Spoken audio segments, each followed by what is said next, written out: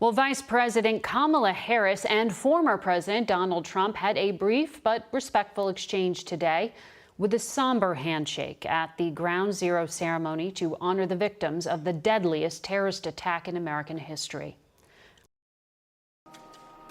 Welcome to News English Explained.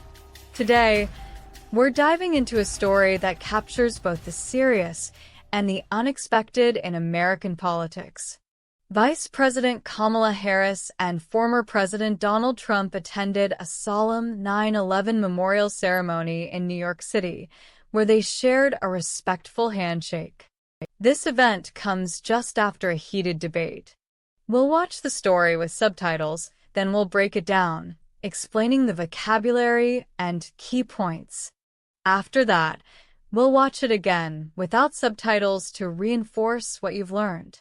Let's get started.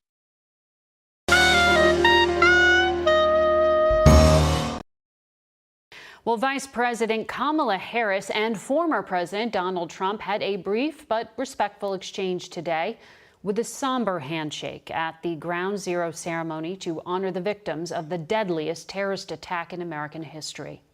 Less than 12 hours after stepping off the debate stage, Vice President Harris and former President Donald Trump crossed paths again in Lower Manhattan today as the nation marked 23 years since the 9/11 attacks.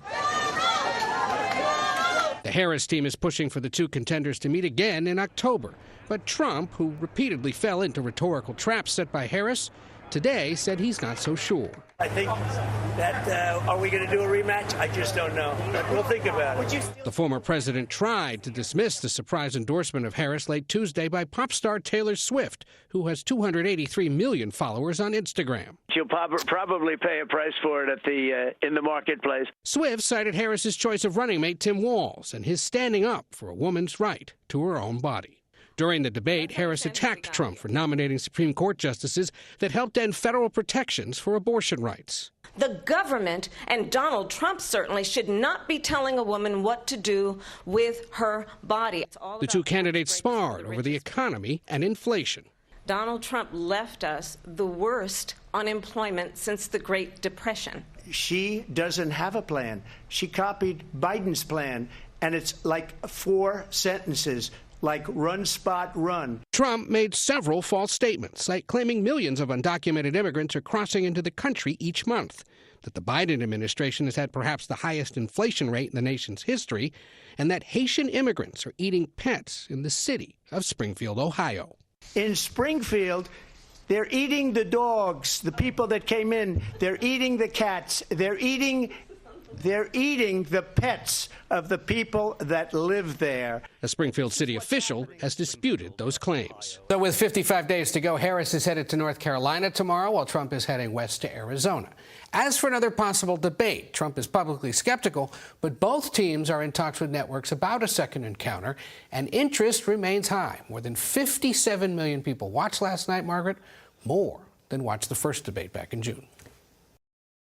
The news anchor starts the story by telling us that Vice President Kamala Harris and former President Donald Trump shared a somber handshake at the Ground Zero ceremony in New York. Let's break down this phrase. The word somber means serious, solemn, or grave, often used in situations that are sad or show respect.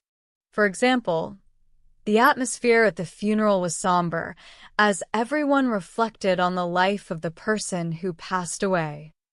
The handshake between Harris and Trump is important because of their recent debate and the fact that they represent opposing political parties. Even though they disagree on many issues, they came together at this event to show respect for a national tragedy. This moment is also described as crossing paths, a phrase that means meeting someone by chance or in an unexpected situation. Example: I didn't expect to see my old friend at the airport, but we crossed paths while waiting for our flights. Now, getting back to the story, we learn that Harris's team is pushing for another debate in October. To push for something means to strongly advocate for it or try to make it happen. Example: the company is pushing for new policies to protect employee rights. In this case, Harris's team wants to continue the conversation with Trump, but he's not so sure. The word encounter is used to describe another possible debate. An encounter can mean a meeting or confrontation, and in the context of politics, it often has the implication of a clash of ideas. Example: the two rival teams had their first encounter at the championship game. Next, we learn about a surprising twist in the story. Pop star Taylor Swift has endorsed Kamala Harris. To endorse means to publicly support someone or something. When a celebrity like Taylor Swift endorses a politician, it can influence the public's opinion because celebrities often have large followings. Swift, for example, has 283 million Instagram followers, so her endorsement carries a lot of weight. Example: the famous athlete endorsed the new sports drink, which boosted its sales. Trump responds by dismissing Swift's endorsement, saying, "She'll probably pay a price for it in the marketplace." This idiom, pay a price, means to suffer the consequences of an action or decision. Trump suggests that Swift's endorsement might hurt her reputation or career in some way. Example: the company cut corners on safety, and now it's paying the price with negative press and lawsuits. The story then moves to a key issue: abortion rights. Harris criticizes Trump for nominating Supreme Court justices who helped end federal protections for abortion rights. To give some background, the right to an abortion in the U.S. was protected by a 1973 Supreme Court decision called *Roe v. Wade Star. This case made abortion legal across the entire country, meaning that women had a federally protected right to choose whether or not to have an abortion. However, in 2022, the Supreme Court overturned *Roe v. Wade *, meaning states could now make their own laws about abortion. Many states have since restricted or banned abortions altogether, which has caused a lot of debate and protests. The phrase federal protections refers to laws that apply to the entire country. Example: federal protections ensure that workers have the right to fair wages, regardless of where they live. The story then shifts to the economy and inflation. Harris and Trump sparred over these issues. To spar means to argue or fight in a friendly or informal way. It's often used in sports like boxing, but can also apply to debates or discussions. Example: the two friends sparred over who should pay the bill at dinner. Harris claimed that Trump left the U.S. with the worst unemployment since the Great Depression, a severe economic downturn that occurred in the 1930s. Trump, on the other hand, mocked Harris's economic plan, saying it was too simple. He compared it to the phrase "run, spot, run," a reference to an old children's book that uses very basic language.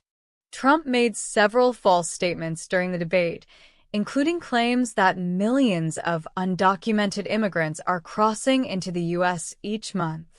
Perhaps the most outrageous claim was Trump's statement that Haitian immigrants in Springfield, Ohio, were eating people's pets. The word outrageous means something that is shocking or unbelievable.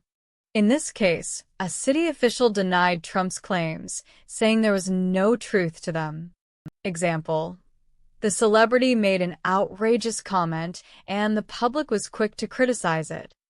Finally, the anchor concludes by telling us that both Harris and Trump are continuing their campaigns in different states, Harris in North Carolina and Trump in Arizona.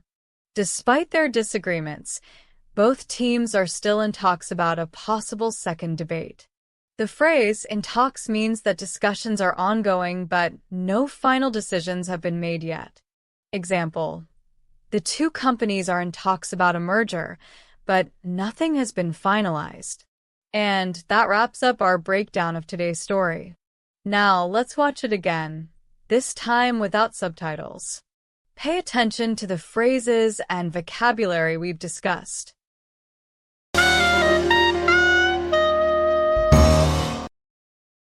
Well, Vice President Kamala Harris and former President Donald Trump had a brief but respectful exchange today with a somber handshake at the Ground Zero ceremony to honor the victims of the deadliest terrorist attack in American history. Less than 12 hours after stepping off the debate stage, Vice President Harris and former President Donald Trump crossed paths again in Lower Manhattan today as the nation marked 23 years since the 9/11 attacks. The Harris team is pushing for the two contenders to meet again in October.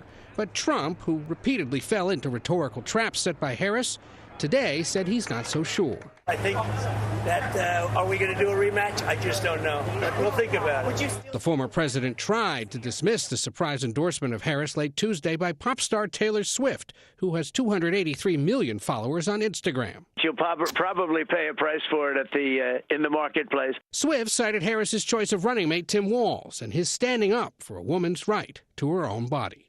During the debate, Harris attacked Trump for nominating Supreme Court justices that helped end federal protections for abortion rights. The government, and Donald Trump certainly, should not be telling a woman what to do with her body. The two candidates sparred over the economy and inflation. Donald Trump left us the worst unemployment since the Great Depression. She doesn't have a plan. She copied Biden's plan, and it's like 4 sentences. Like run, spot, run. Trump made several false statements, like claiming millions of undocumented immigrants are crossing into the country each month, that the Biden administration has had perhaps the highest inflation rate in the nation's history, and that Haitian immigrants are eating pets in the city of Springfield, Ohio. In Springfield, they're eating the dogs, the people that came in. They're eating the cats. They're eating the pets of the people that live there. A Springfield city official has disputed those claims. So with 55 days to go, Harris is headed to North Carolina tomorrow, while Trump is heading west to Arizona. As for another possible debate, Trump is publicly skeptical, but both teams are in talks with networks about a second encounter, and interest remains high. More than 57 million people watched last night, Margaret, more than watched the first debate back in June. That's the end of today's lesson.